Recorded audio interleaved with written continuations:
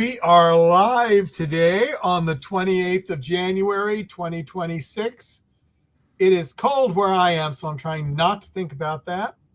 But we have a special guest today. But first, before I introduce him, I am going to say hi to my co-host, Marcia, who's in a lovely weather right now. So, Well, relatively speaking, yes. I'm in Northeast Florida, and even though it's around 50 degrees, which is cold for here, can't complain at all. And I still have my Happy New Year up. I got 3 more days for Happy 3 New more Year. days, and then it's gone, That's and it'll right. be something fun and new, right? Mm-hmm. But I would like, well, before I do this, I'm going to ask people in the chat room to do me a huge, huge, huge favor. If you can and you're not offended, please limit your comments in the chat room to questions for Mark, because we have 5 different chat rooms coming to us. You can only see the one that you're in. You do not see the other ones. So you have no idea sometimes what I have to deal with. And if you'd like your questions to be posted and Mark answer them, please, please try to adhere to that. I would appreciate it greatly. But as I said, Mark is with us, Mark Yay. Pontarelli, and we are just going to go storming in right now. Mark, I'm going to go ahead and ask the silly question that I ask most of our vertical guests that we have on. Well, a couple of them. I'll do the preliminary ones so Marcia can't do them. Great. Yeah. How many verticals have you done approximately, or do you know an exact number? I do believe I'm at an approximate, at this point, anywhere between 35 to 40 verticals. I was thinking 30, so that's more than I thought. Okay. Yeah, and it's somewhere between that number at this point. Yeah. That's a good number. It's not bad. It's pretty high in for what I was expecting. So yeah. Yeah. Okay. Well, just so you said that, how did you find out about verticals? Friend or stumbled or? Yeah, so I started when I first moved out to California. I started doing these commercials that were just like half the day kind of thing, and they were for a more like Eastern market, and so I was doing that for a little bit, and then some of the producers that I really got along with, and the ones that I really enjoyed working with as well, they kind of were like, hey, we're starting to do these like vertical like dramas, and they're like soap operas for your phone, and like, do you want to audition for them? And I was like, oh, that sounds like fun. Yeah, and so I auditioned, and I started doing the villain roles, and so like the bad guys supporting roles, and then that kind of transitioned into more and more projects, and it was the snowstorm or the snowball effect. That's kind of how it happened. That's pretty good. Now, after you did the first one and you were kind of shocked being on set, and then you had to come home and tell friends or family, and they gave you funny looks when you told them what you were doing, how did you try to explain it to them? Or did you just give up and move on? To be honest, most of my friends and family have not been surprised by the verticals that I do. Really? I grew up. I've done theater and stage for about 20 years. And this was prior to me going into the film industry. So I had always done these larger than life kind of extravagant, wacky characters. And so when I started doing these, they were kind of like, "Oh yeah, totally." Like Mark doing the same thing you've been doing. What's the big deal? Yeah. Mark has been doing some drama. He's doing some fun projects and things like that. So it wasn't too much of a shock for them. I think the nature of the verticals is more so what is making everyone be like, oh, Mark, this is some spicy stuff. This is some fun. So it's a lot more lighthearted. And I'm so grateful that my family and my friends are so supportive of that, because they know me, and they know that all this is just fun, and it's just we're trying to have the best time that we can and tell fun stories and things like that. Yeah. Now, what do you prefer, the villain, or would you? do you like variety, or would you rather play the lead, or doesn't it really matter to you? Does it depend on the script or whatever? Yeah, I mean, to be honest, it doesn't matter. I think what I'm drawn to are complicated characters. I think that it's a lot of fun to play someone who, if like the villain does have like a really cool backstory and has like a really fun, super objective Mhm. within the script and things like that. I think that's always really fun to play. Characters where it can because yeah, sorry. So it can be really fun to play characters who have like a clear through line, and like this is what they want and they're going to go after it no matter what. It's really fun to kind of dive into those characters, whether they be villains or leads. So I think, I don't know, I mean, I get asked that question a lot. I do think that there is something a little bit more inherently fun about playing villains because you get to be so much larger than life in so many other ways.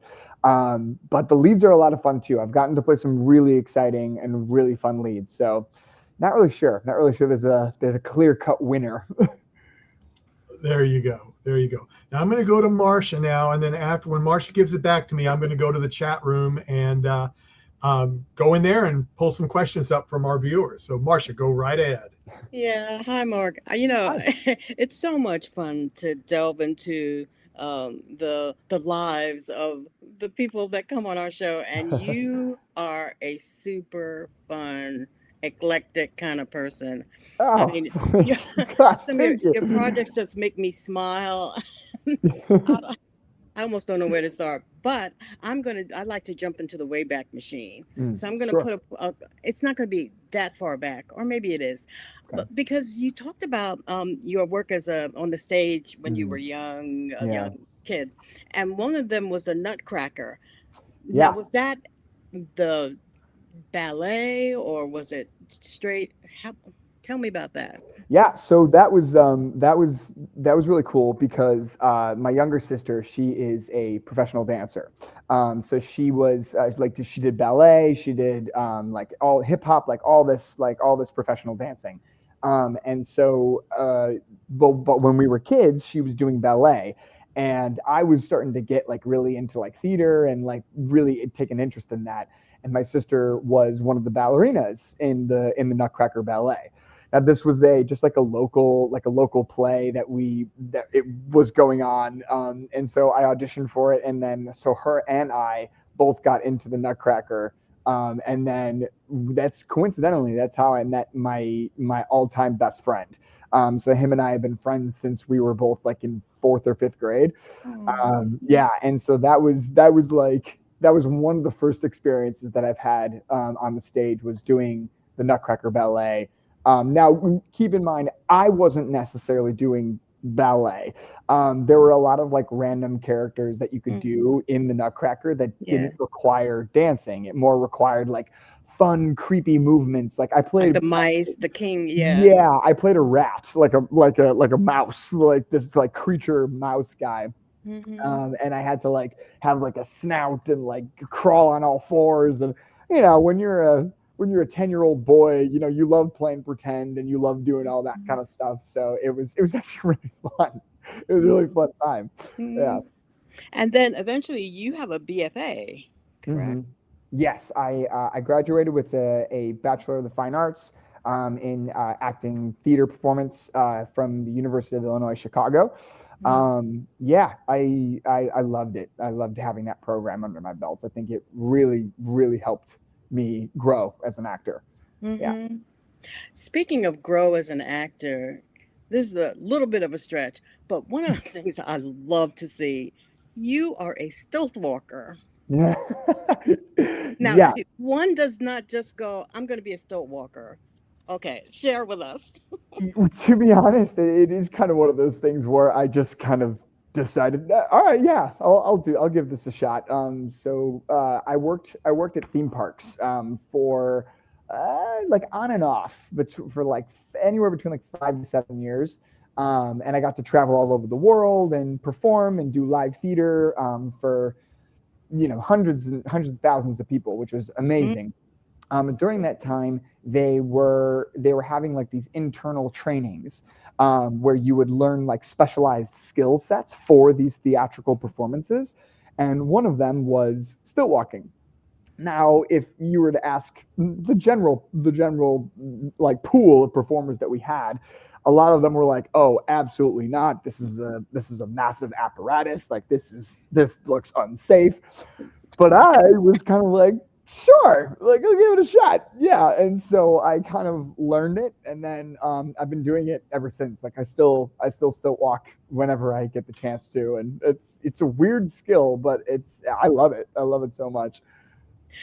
And the video pieces that I've seen, you have this light, there are lights on it, and you are really grooving. I mean, you don't just walk around like Frankenstein, you dance. Yeah, yeah, that's it's one of the things that they taught us during our training, like way back in the day when I was trained, was you don't just want to be able to learn how to just walk on these stilts. Like we want you to be able to move, dance, be agile, be quick on your feet, kind of thing. So that way, when you are doing these theatrical performances, it's not just, oh, you're this larger than life character, literally larger than life, but you're also doing it to the rhythm of the music and um, being incorporated into the story that they were telling with the show or the parade or anything like that.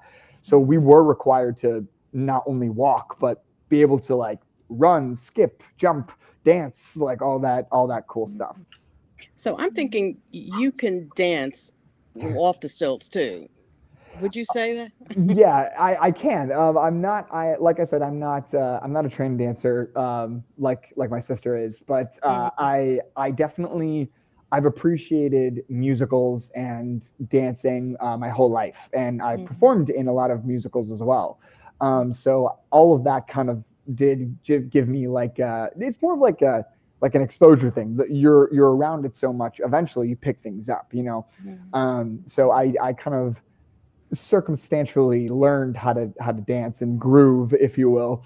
Exactly. Yeah, And I'm going to move. I'm going to move and groove from the stilt yeah, walking to the mascot kind of LA Clippers yeah, thing, yeah. madness there.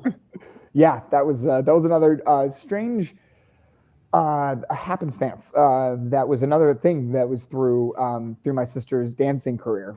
She was a professional. She danced for the Chicago Bulls, which is the NBA team in Chicago, and so they were looking for people who would want to be a part of the mascot team. And so I was able to apply for that job, and so I worked with the mascot. I was not the mascot himself, Hmm. but I worked with him for a while. And then that transitioned me when I moved out to California. They were like, oh, the LA Clippers need someone who's going to help out with the mascots. And so I was able to do Like a that as wingman. I well. saw your Yeah, jersey.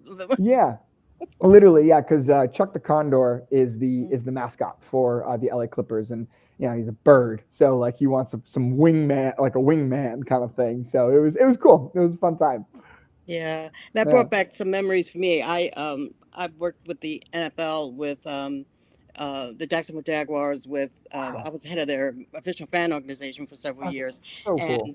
and when they first started, their mascot Jackson DeVille became kind of a sense. So I know the insaneness that goes along.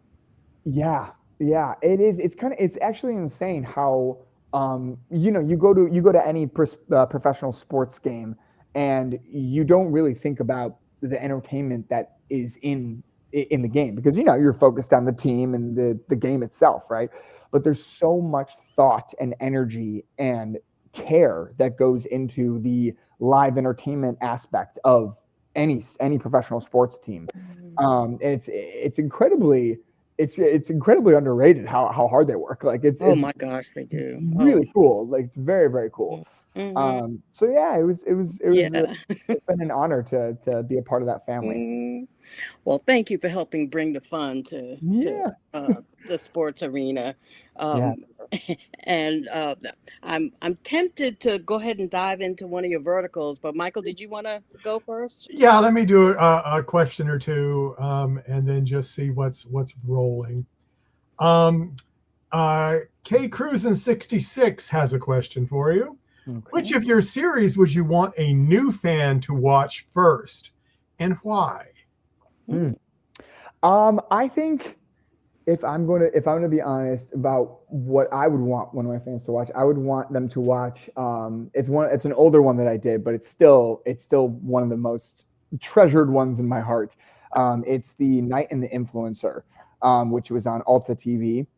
I played a medieval knight that was inside of a portrait, like a painting, and then I stepped out of the painting through magic, and then I stepped into the real world, and it was a very much a fish out of water storyline, which was always super fun.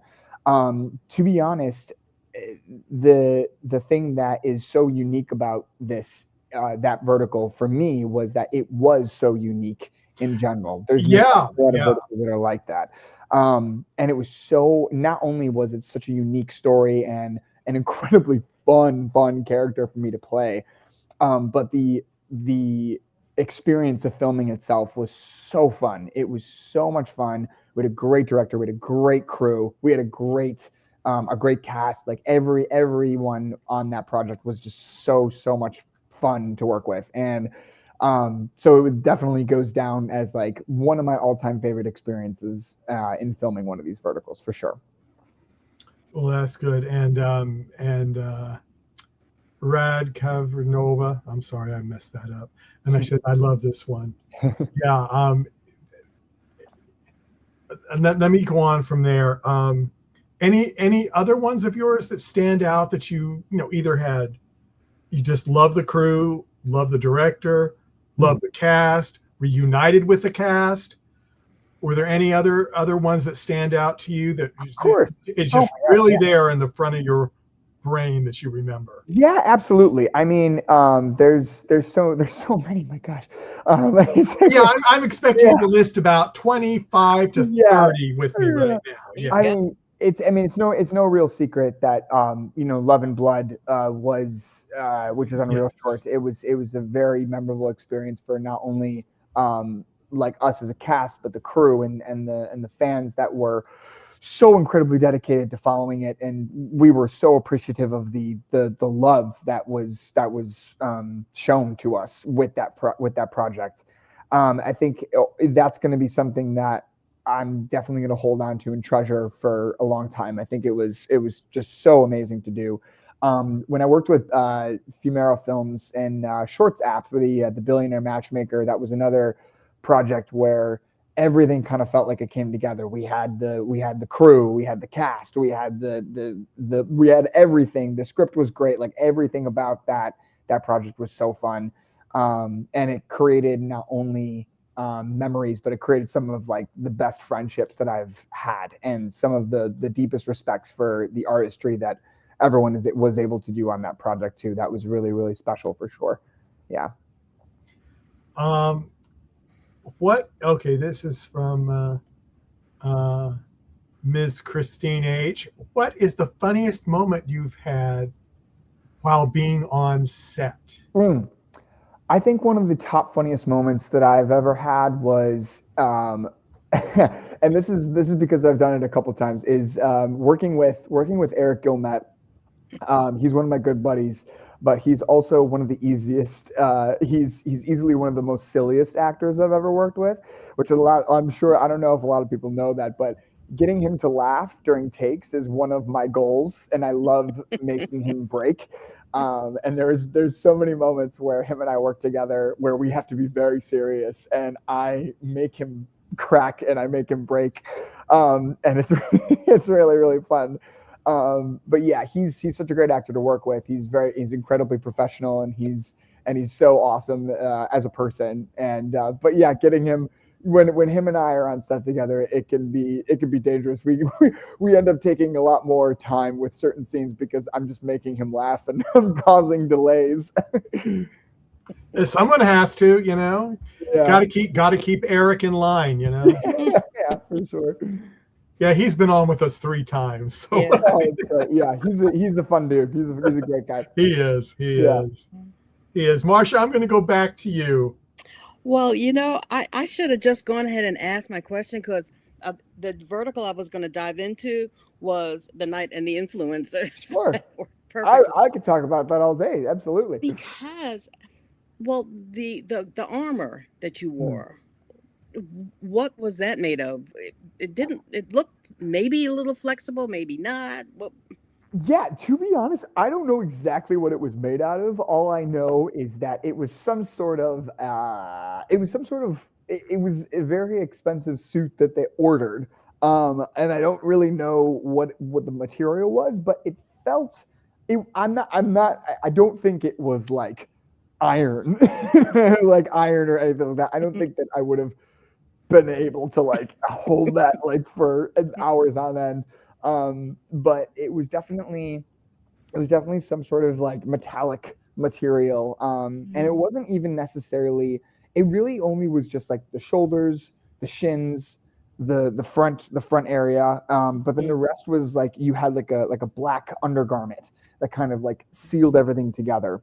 mhm, So it was, and the helmet itself was really heavy and unique. But yeah, it was just one of these suits that they ordered. They found. They said it was like almost impossible to find, but they found it like at the last second. And then putting that thing on was so cool. Like it was awesome. That was definitely one of the most badass things that I've ever done. mhm. It was really cool. So but yeah, did that answer your question? Yes, it did because, well, I'm I don't know if you're the Society for Creative Anachronism is, they do medieval stuff and you adopt a persona when you go and you go Mhm. to events and people dress in Yeah, armor and things like that and do yeah. fighting and so immediately I thought I wonder what that felt like for you. Yeah, absolutely. And I've seen like a lot of really cool cosplayers do stuff like that too. And so it gives me even more deeper respect for like what they do. Because I Mhm. know that they also find like very unique ways to make something look real, but it's Yeah. definitely like just foam or plastic or something like that. Like it's pretty cool. It's pretty cool what Mm-hmm. they're able to do. Yeah. Hmm. And I think that you're kind of a sci-fi nerd as well. So there's a character in that vertical called Nox, Nox. Mm.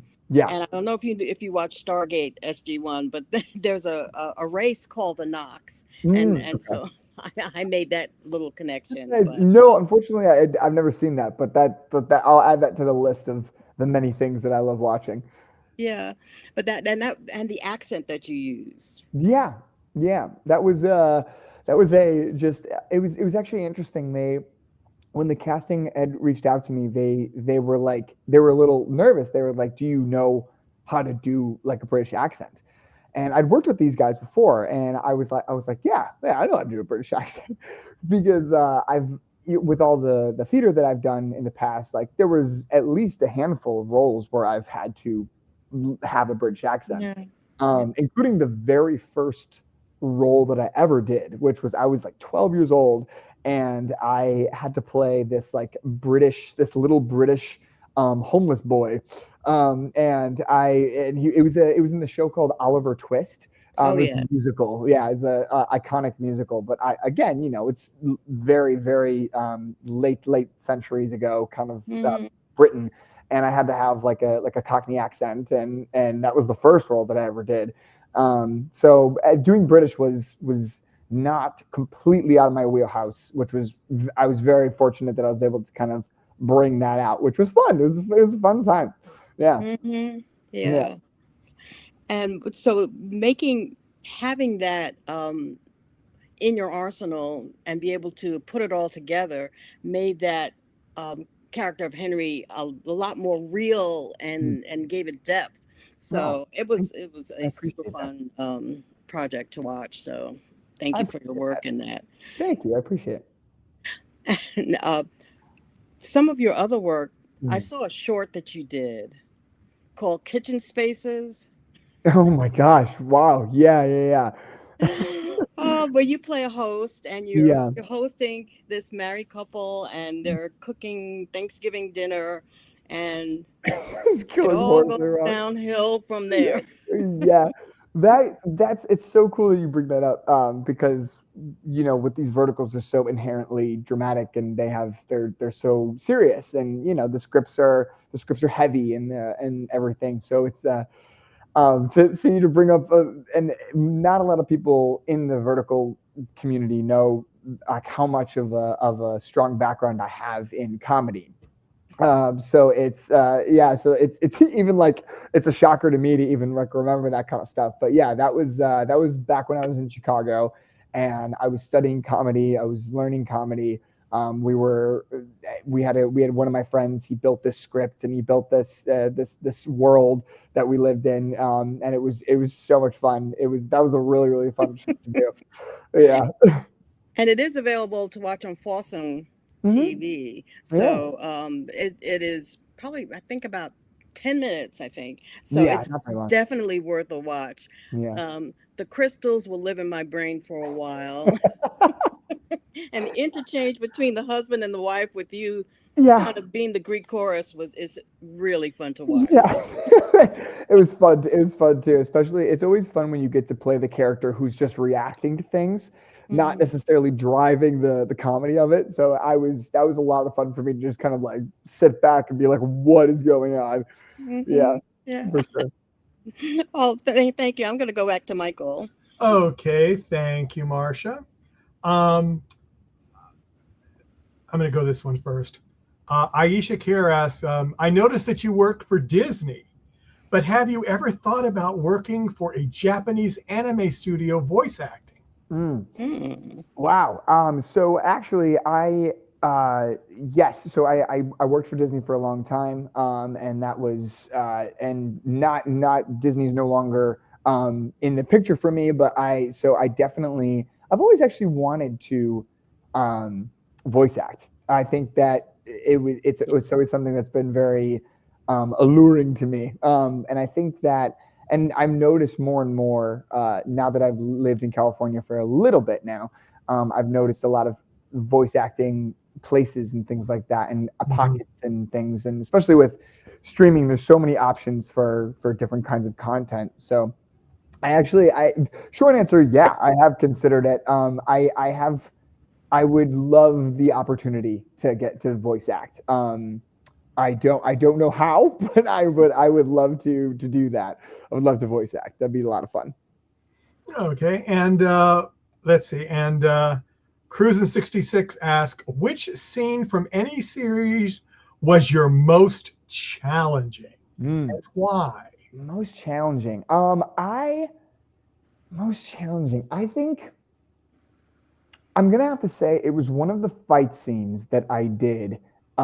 It was for a werewolf project, and I was working with Casey Esser, and Mm. I was playing the villain, and that was with Short Zap. And so there was this it was this fun little culmination of things. So him and I had to engage into a fight scene, and there was this there was this part where he takes my head and then he has to put it through a wall because we're werewolves and it's like everything is super intense, right? But what I failed to communicate with the production for this particular day was that I had a small head injury.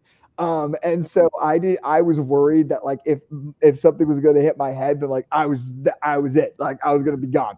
But I didn't tell them that, so this wasn't on them, this was on me. This was my fault for not telling them this. So they bring out this like wall, like they made a wall, like they made it like out of like paper mache and something else. Now they made it with a material that was incredibly breakable. It was light as a feather. There was zero chance that I was going to get injured from this. But because I had just had this small head injury and I didn't tell anyone, I was internally freaking out, like freaking out. So when Casey, like, he's like, yeah, man, you got this. And I'm like, yeah, man, I got this. I'm like freaking out, thinking, oh my God, this is going to be it for me. He puts my head through the wall. It was totally fine. It was all fake. There was no chance that I was going to get injured in the first place, but it was only my own mental psyche that freaked me out so much in that for that one scene. You And literally got in your head. yeah, quite literally. And to be honest, the scene looked awesome, and everything was totally fine. But that for me, I psyched myself into that a little too harshly. Well, I think I would have freaked myself out too for the same reason. Yeah. But man, and oh, here we go. I've got another one I have to try to pronounce. Radkavaranova 4681 would like to know, what role would you love to play? And I'm from anything. Anything. I'm going to say anything. She didn't, but I'm going to say anything. Yeah. I think if I was to play any kind of role, I would just want it to. I would love to be like a main character on a sitcom. I think that would be just one of the biggest dreams of mine. It would just be to play a main character on a sitcom, because I think sitcoms, like really like hit sitcoms, have always, I grew up watching them. I've resonated with them so fondly. That's they hold a special place in my heart, kind of thing. Mm-hmm. I grew up with an incredibly goofy family. Like, we're a very silly bunch of people, and so it really, like, the sitcom lifestyle very much adheres to my own personality. So I think that would be real, just like a dream come true. If I wasn't, then I would probably have to go with anything that involves fantasy or sci-fi, anything in the realm of Lord of the Rings, like Star Wars, like, yeah, that would be really cool. That would be another thing that I would Awesome. be so awesome. I would love that so much. Would you like to be a dragon rider in House of the Dragon? Of course, absolutely. Yeah, okay. Yeah, absolutely. I mean, even like in Star Wars, like, I'd be a Sith Lord, 100%. Sign me up. Like, I want the red lightsaber. I want, like, the dark powers. Like, yeah, definitely. All right. Do you follow all the new series that are on? Yeah, I Disney. try to the best of my ability. It was definitely a lot easier to follow things when I was younger, but with the amount of stuff that they push out now, I'm like, oh my gosh, it's almost like homework. I'm like, oh, I gotta Yeah. catch up on all my stuff, but yeah, I try to the best of my ability. Yeah, it is not easy. I understand that. I try to keep up with things because we do a lot of review shows, and it's like, when do I have time? Now I've got to look at verticals. Yeah, It's yeah, like, true. it's amazing, but let's see. Okay. What Wanda Brewer? Hi, Wanda. Haven't seen you in a while. What was your first impression of working with Casey Esser? Great. Yeah, 100%. Most of the, I would Even say, though we wanted to throw you through the. no. That, well, at that point, that was actually the third time that I had worked with him. Oh, third. Oh, wasn't the first. Oh, okay. Yeah, no, definitely not the first. So yeah, Casey and I have always gotten along. We're good buddies. Like, whenever we see each other, we're happy to see each other. I know he's far more busy than any of us. So, but yeah, he was great. He had already been pretty well established by the time that I had started working in the verticals. On the verticals. Yeah, and he had a lot of great advice for me. He was so helpful for a lot of reasons. A lot of the guys that were like the OGs, like the originals, like the Jared Harpers, Eric Gilmetts, Gassers, they were all so incredibly kind to me, and just had a great knowledge for how to navigate this industry and things like that. And so I really wanted to just open myself up to learning about this kind of stuff. So to better myself and to continue to try to do the best work that I can. And they were huge helps in that regard. So yeah, Casey was definitely one of those too. That was just like super helpful, super professional, and fun, and a nice fun guy to work with, for sure. Well, that's good. Well, I'm going to have a last question for till I go back to Marcia. How did you enjoy working on the set of Campus Rivals with all of those vertical actors in the scenes of the parties? I mean, when I first looked, I went, "Oh my!" I mean, Eric had warned us about it before it came out, but it was like it was just incredible. Yeah, With no, how many people would. honest to God. So unfortunately, I have sad news about that. I was not. I was only there for one day. That That's was yeah. it. Yeah, and I was because Eric did ask me. He was like, "Hey man, like we got this campus rivals thing. Like you gotta you gotta get in on this." And I was like, I was working. I believe I was actually working out of the country at that time, so I was not. I was not able to be there for that whole thing. Um, but I was able to sneak on for one day, and then I had to jump right back into another project. So there was work conflict scheduling with that, but I wanted to be a part of it so badly. But when I was on for that one day, they were already on such a high, like they were loving every minute of it, and it was looked like it was so much fun. And getting to see everyone that I did get to see on that one day was so great. It was like being at like a fun party where all your friends were there. It was fun. It was great. Did you know most of the actors at that time, or? Yeah, I think at that point it's funny when you run into the other vertical actors. There's a weird thing that happens where you kind of have this moment of like, have we actually met in real life, or do we just know each other from being in this space and seeing you on my phone somehow, Yeah. in some way, shape, or form? So there is always that kind of like little bit of like, do we know each other? But yeah, I would say now it's getting to the point where we're all of us are at least have met each other at least once, and it's growing too, which is great. So Yes. yeah, Yes. so I don't know. I mean, it's a small world, but it's not a small world. But then it is. Yeah. So it's one of those things. Yeah, I mean, when I found them the first time, it was back in October of 2024, and I started putting out feelers to try to, to get it going, to talk to vertical actors, and everybody was so busy. Yeah. Yeah, everybody was so busy, and so I kept looking, and I go, well, at that time, I only saw a few, and I go, I'll be finished with this in a couple of months, then we can go on to our other subjects. Yeah. Well, it's now, it will be a year, February 2nd, since we started talking live. That's so cool. And I mean, the first guy I talked to from Australia, and he said, "Oh, I'd love to do it, but I'm going on a shoot." And I went, "Oh, okay." And then he said, "I'm going to China." Yeah. And that was my first experience realizing that they film a lot of the English ones in China also. Yeah, they do. Not just the Chinese ones, which I did know about. Yeah. But I was just like, oh. Yeah. And then by February, I said, oh, I found a little more people. I said, maybe it's going to be bigger than I thought. But then it's like over 30 apps. And I thought there was only 4 or 5.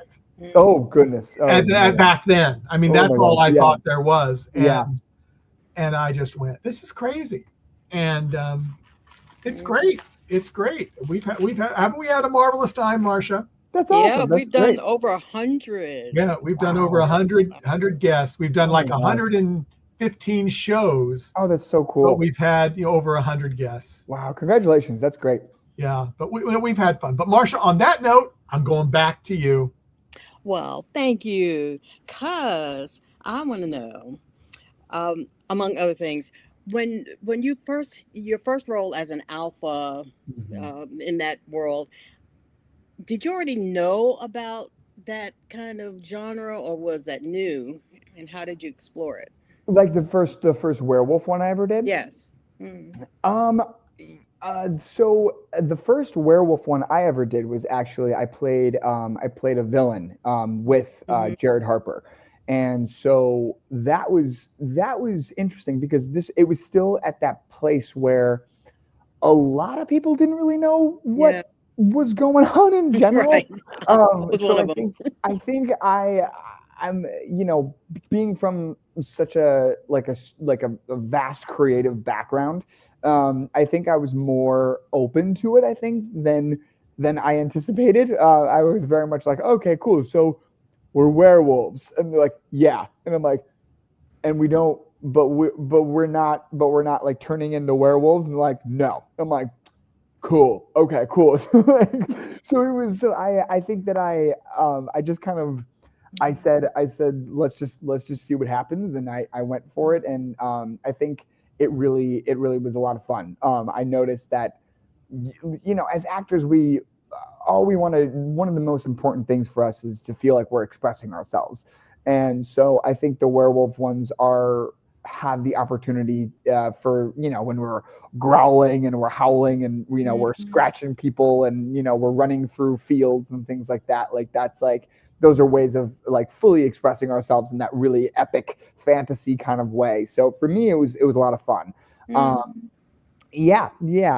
I think the I think I got more confused when they were like merging the genres, where it was like, oh, he's a werewolf, but now he's also a billionaire, like Billionaire and werewolf. the CEO. Billionaire CEO. Yeah. I was like, okay. I'm like, all right, we're just gonna keep adding those layers to it. I'm like, Going all with right, it. cool. Yeah, that's for sure. Mhm. And so that kind of takes me into stunts because there's a lot Mhm. of physicality Yeah. in the the werewolf stories Mhm. and you already are a physical performer as well. So Mm.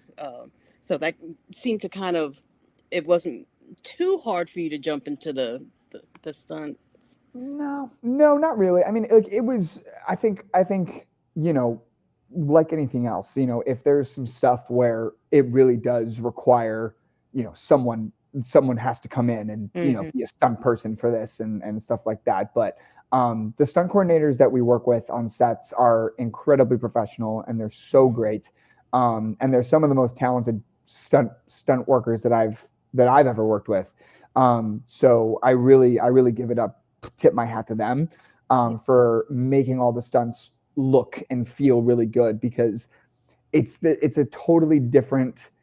It's not like what we see when we just sit down and watch like a UFC fight, where you just see two guys just going at it kind of thing. Like there's an elegance and there's a coordination behind it that needs to move with the camera, and that's something that I don't know if a lot of audience members really are aware of that. Yeah.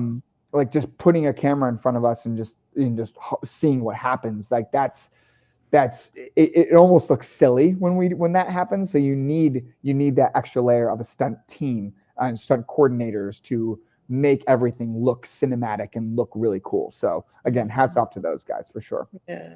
And Yeah. then a vertical like don't slap it, spin Yeah. it, where Yeah. you were a tennis pro. Mhm. Do you play tennis or? Nope. Nope. Never played tennis before. But yeah, it was that was fun. We had a guy come in and then teach me how to play tennis, and you know, how to serve, how to volley, and all that kind of stuff. So yeah, that was a good time too. That was really fun. Mm-hmm.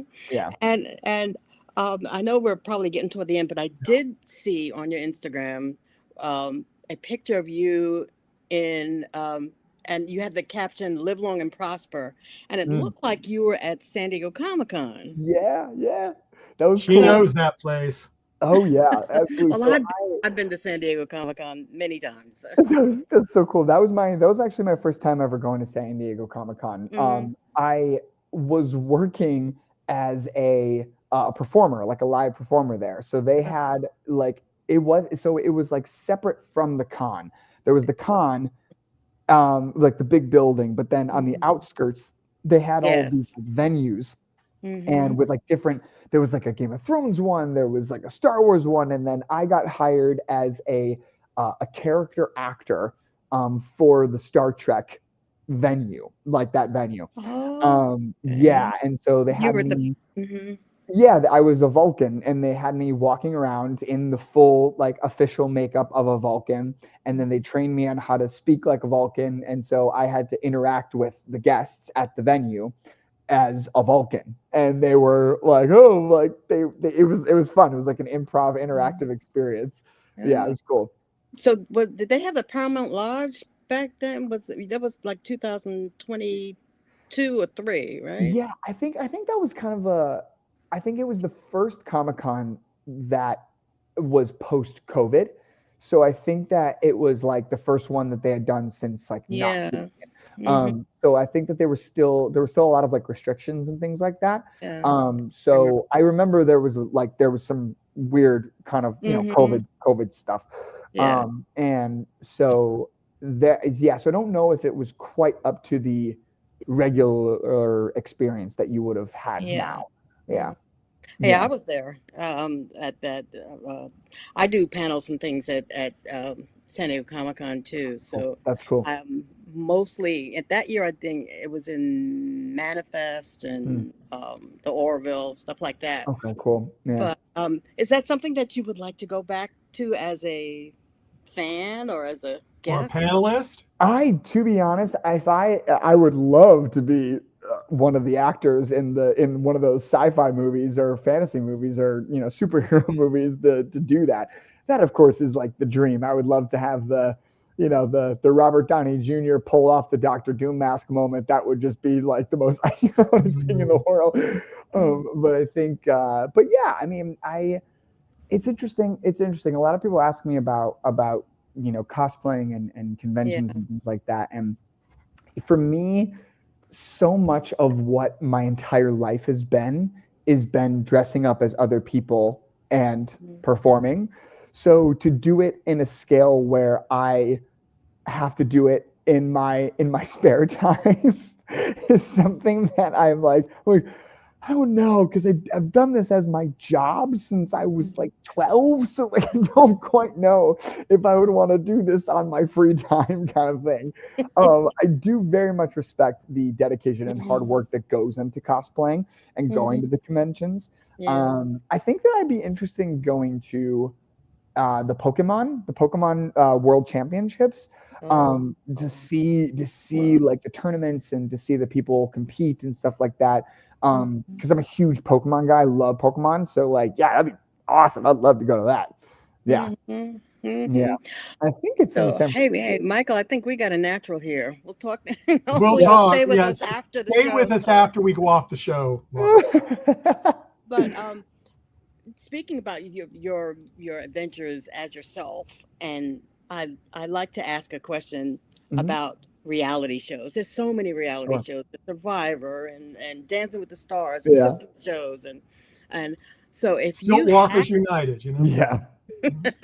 if you had to choose a show to be on as yourself, what do you think Oh. you might choose? I think I would want to actually keep it more simple. I think that doing a reality show in like a one that is in terms of like a Love Island or a Love Is Blind, I'm much better suited for someone watching that show as opposed to being on it.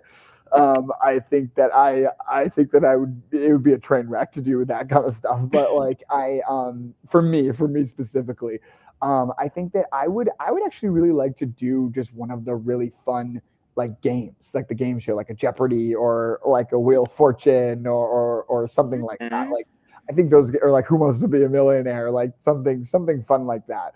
Those are the kind of reality shows that I grew up having fun watching. Um, Mm-hmm. I do think that Family Feud would be a ton of fun, especially with my family.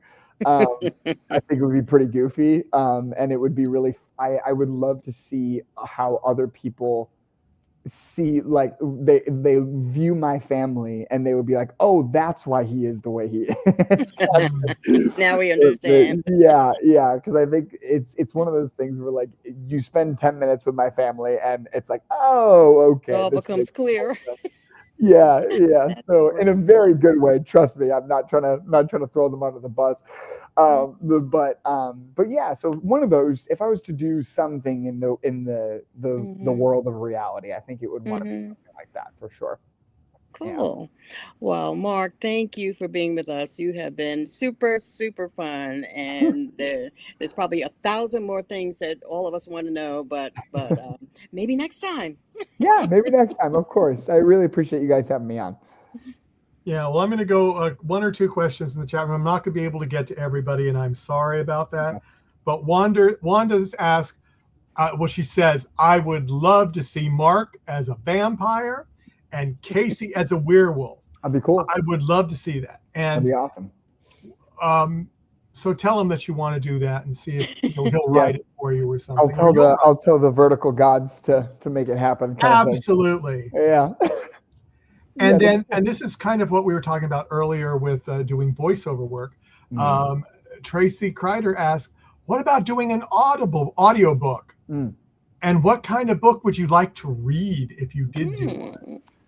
Yeah, I mean, I have heard that voice acting and then doing Audible is one of the easiest ways to kind of like niche your way in. I think that'd be really cool. I think I'm not sure. I haven't really thought about it. I think that it would be really fun to do anything that has to do with. Actually, it'd be really fun. I just thought it'd be really fun to do like a mystery one. That'd be because those are. Because I love the idea of I love murder mysteries. I think they're so cool. They're so fun. Every time I watch one, I'm always trying to figure it out and stuff like that. So I think that I would love to do an audiobook like that. I think that'd be fun. There you go. Yeah. Well, I'm going to ask one more question. We got about 2 minutes. Sure. And this is from Rad Cavronio Nova. What is your dream filming location? Either one you've been to or one you want to go to. Easy answer for me. I've never been. I've always wanted to go. And I think that filming in New Zealand or Australia, particularly New Zealand, because that's where they film Lord of the Rings. I think that would, if I not only got to see this the environment that Lord of the Rings was in, but then also get to film there, I would cry. I would be an emotional blob the entire time. That would be an absolute dream of mine for sure. Yeah, we had a vertical actor on Monday that is from New Zealand. Oh. And he was saying, he said he did a little bit in one of the one of the shows that was filmed down there. Wow, that's cool. when he was really young. But it was that would be so cool. That is cool. That's really cool. That's really cool. That is cool. Well, everyone, we're gonna have to close up now because I made promises to people. But Mark, thank you so much for being on. Thank you so much. I appreciate it. And we'd love to have you back. And please do stay with us a few more minutes after we go off. Just so everybody knows, we are on our sister station, Trekking Across the Universe. We are doing 2 review shows right now with the new Game of Thrones spinoff, Night of the Seven Kingdoms, and we're also doing the new Star Trek show, Starfleet Academy. So if you're interested in that, just go to ndbmedia.net and you can get on there. But everyone, take care, and we'll see you again next time. Bye-bye. Bye, guys. Thank you so much. Bye.